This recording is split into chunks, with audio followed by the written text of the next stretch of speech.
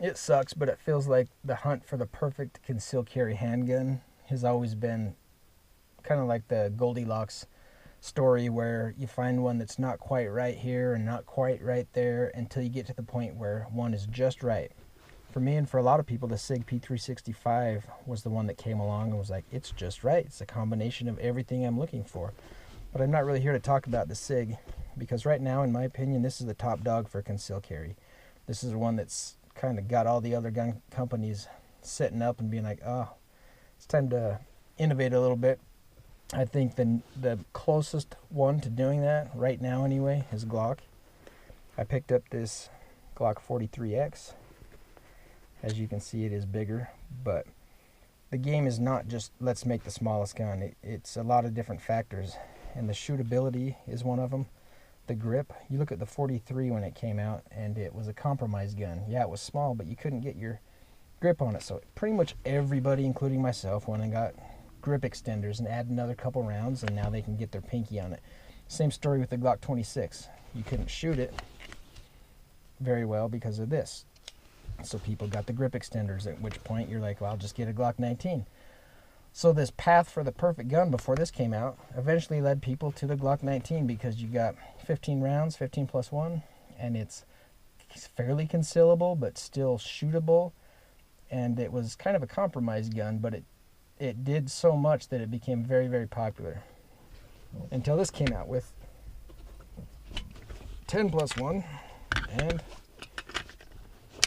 12 plus 1. You got 13 rounds. That's pretty adequate for any kind of scenario you could imagine. So Glock answers, unfortunately, with a 10 round magazine. But to be brief here, the reason I'm not selling this Glock is because I think there's a lot of potential. Sadly, Glock's probably not going to meet the potential, but the aftermarket will. Just like their sights. They give you these crappy sights knowing you're going to replace them. So you end up having to go to the aftermarket to get sights for your Glock. Well, with the magazines, I think that's what we're going to run into. This is a 10 round stack and a half, I think they call it.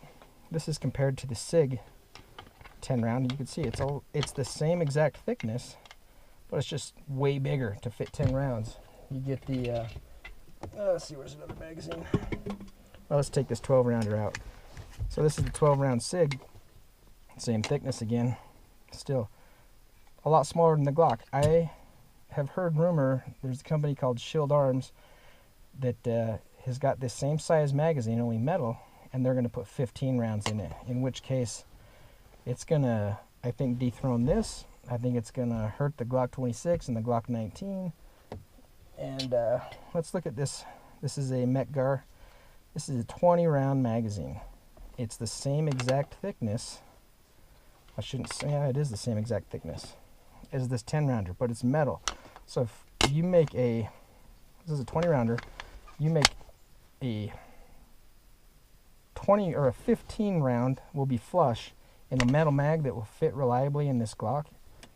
This thing is going to dethrone this, and it's going to be my go-to gun. So for right now, I'm only keeping this gun in the hopes that the aftermarket will answer, and instead of having these big fat double stack mags, they'll make a metal mag, or they'll figure a way to stuff a few more rounds in this 10 rounder, which there's no reason they can't do it.